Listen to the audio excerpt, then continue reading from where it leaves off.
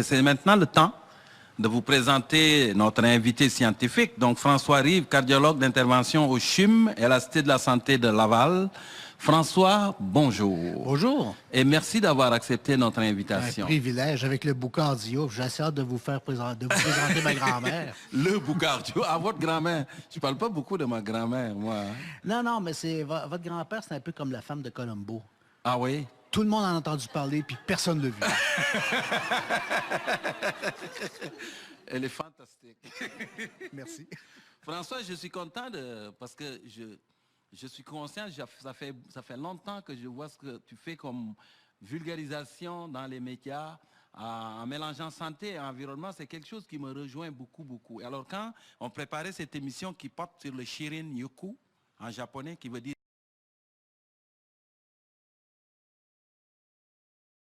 les bains de forêt, j'ai pensé tout de suite à toi. Mais avant d'entrer dans le vif du sujet, je vais te proposer d'écouter un extrait de la chroniqueuse Marie-Sophie Lheureux à l'émission Au cœur du monde, qui a testé la thérapie par les arbres, le Shirin-yoku dont je parlais, lors de son voyage au Japon. On écoute ça. Vous avez fait de la thérapie par les arbres lors de cette visite au Japon, Marie-Sophie. Oui, j'ai eu la chance d'essayer ça parce que le voyage était centré sur la thématique Iyashi-tabi ou médecine naturelle et spirituelle. Donc, j'ai visité 3 forêts durant mon séjour. J'ai même mis mes bras autour d'un immense arbre qui avait 1000 ans d'âge qu'on appelle l'arbre grand-papa au mont Aguro. Sur un plan purement anecdotique, je peux vous dire que c'est assez salvateur, même après une seule balade en forêt. Mais il faut dire que les forêts japonaises sont vraiment spectaculaires. Elles sont bien entretenues avec des cèdres, des cyprès qui montent très haut, qui poussent très droit. C'est presque un peu forêt enchantée. Ça a une ambiance très magique. Et la plupart du temps, les chemins sont faits d'escaliers en pierre et on voit beaucoup de personnes, même très âgées, canne à la main, qui s'y promènent très, très lentement. Ça fait partie de la culture nippone de se promener en forêt. C'est vraiment intégré. Et ça serait donc souhaitable d'en faire autant chez nous, nous qui avons tant de forêts et où la dépression est toujours en hausse. Alors, on devrait en profiter vraiment. Ah, pourquoi ce serait souhaitable, François?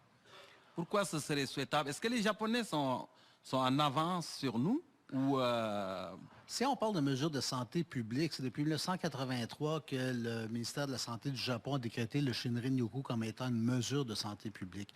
Donc, ça fait déjà longtemps. Oui. Ça fait plus de 35 ans qu'ils décrètent ça au même titre qu'il va y avoir des mesures de santé publique qu'on accepte. Ici, en Amérique du Nord, les Japonais, ça fait longtemps que de recommander une promenade dans le bois fait partie à la fois d'une bonne santé, puis même, à plusieurs égards, quelque chose de thérapeutique. Mais c'est assez récent quand même que la science s'intéresse à la chose. Parce que de dire que je m'en vais en forêt, aller me promener dans la forêt, ça me fait du bien. Je pense que toutes les personnes qui sont allées dans le bois sentent un certain apaisement intérieur en sortant du bois. Mais d'avoir des preuves scientifiques pour étayer ça, c'est quand même, c'est intéressant ou... C'est, je dirais, dans les années 90-2000, que là, des physiologistes, parce que les Japonais y croient depuis tellement longtemps, ça fait partie, en fait, du shintoïsme, cette espèce de dévotion, de cette ferveur-là, de la spiritualité qu'ils retrouvent. Eux, ils font pas tellement de frontières dans le global entre les vertus psychiques et les vertus physiques. Mais les Japonais, ils croient tellement, ils se disent, coudonc, on se sent tellement bien dans le bois, est-ce que ça se mesure? Oui. Et puis là, il y a eu des expériences avec des volontaires sains. Ils ont pris des centaines de jeunes, à savoir, en fait, des étudiants d'université de 18 à 25 ans. Puis ils ont comparé leurs paramètres de santé, puis particulièrement la pression artérielle, fréquence cardiaque, le cortisol, qui est l'hormone du stress, qui nous permet de mesurer t'es-tu ou pas stressé? Parce que, par exemple, si vous prenez la douleur, il n'y a pas de dolorimètre. Si un patient me dit « j'ai mal », tu le crois. Tu n'as pas de galon à mesurer. Alors, le stress, c'est un petit peu la même chose. Quand un patient te dit « je suis stressé », tu dois le croire. Mais avec le temps, on a développé des mesures, justement, dont le cortisol plasmatique qui témoigne de ça.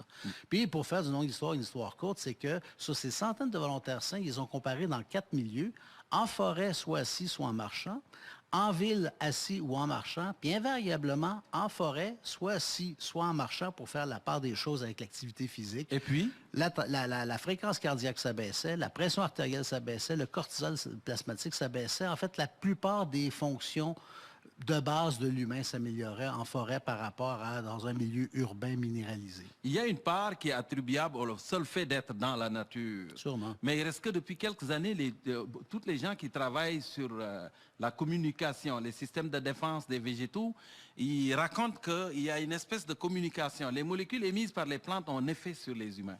En fait, on sait de plus en plus que finalement, les arbres émettent des milliers de molécules dans l'air. Quand vous êtes dans une forêt, ça, Michel Leboeuf, qui est un biologiste du Oui, Québec Michel, absolument oui. remarquable, Michel, vous le mettez les yeux bandés dans n'importe quelle forêt, il va vous identifier où il est.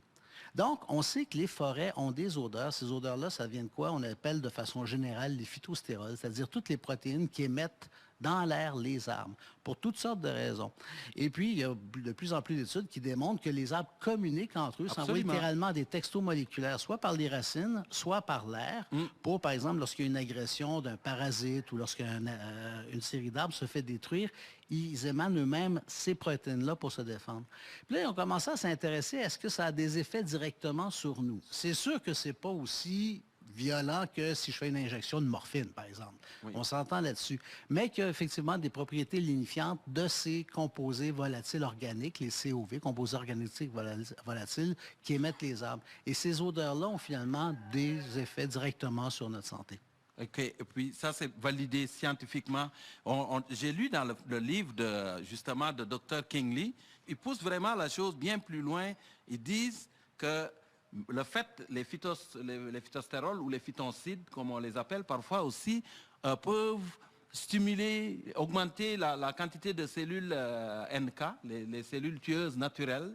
Et ils augmentent la quantité de protéines anti-cancer qui circulent. En tout cas, il y a beaucoup de choses. On ne sait pas jusqu'à quel point c'est quelque chose qui est validé ou qui est validé à moitié, mais c'est totalement, c'est comme si on nageait dans une nouvelle discipline. En fait, on redécouvre quelque chose qui est un peu normal parce que, je veux dire, le végétal est là depuis 1 milliard d'années, puis il a amené l'animal. Et puis, il y a une différenciation, il y a 600 millions d'années où l'animal a été littéralement extrait du végétal. Oui. Et de recommencer à reconnaître que oui, on n'a pas besoin...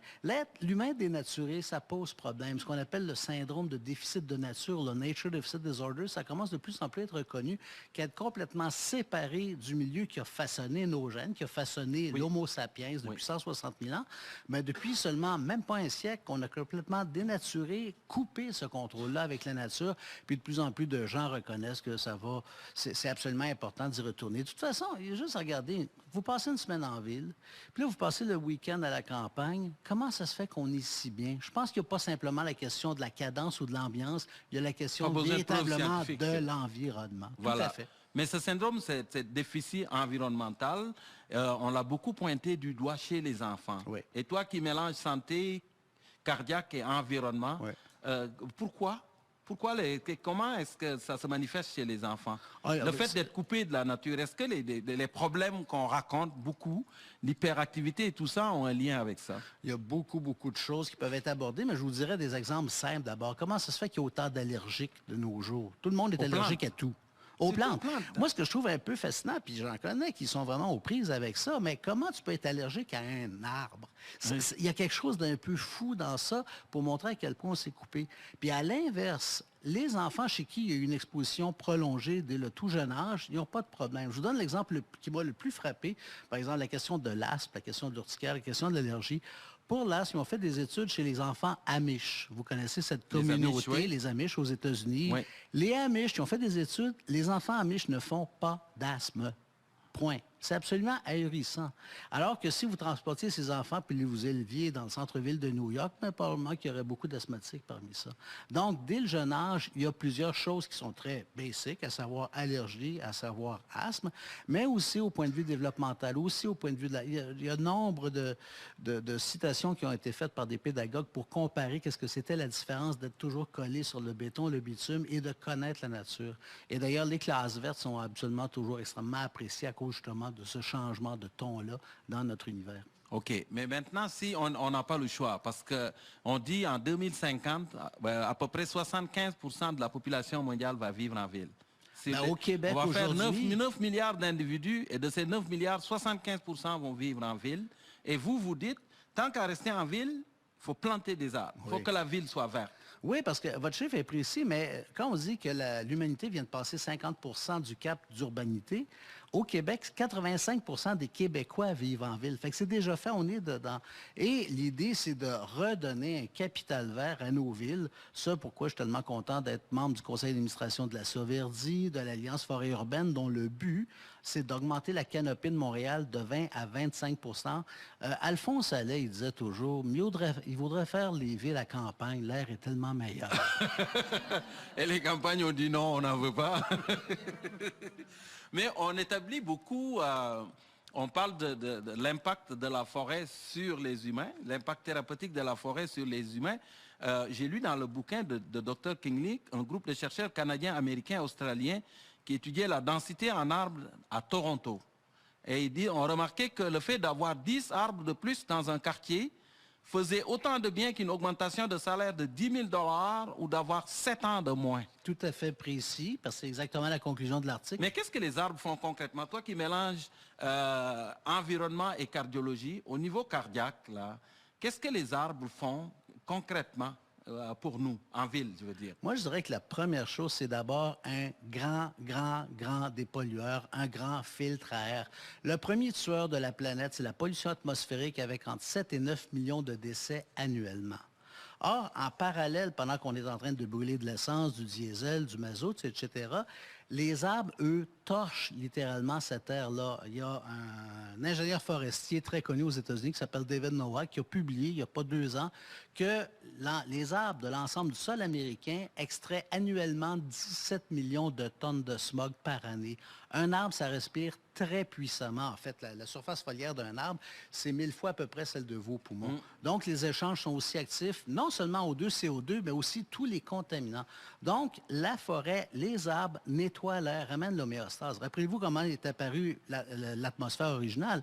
Il y a, je ne sais pas, 5 milliards d'années, l'atmosphère de la Terre, ça ressemblait à Vénus, du méthane, du CO2, de l'ammoniac.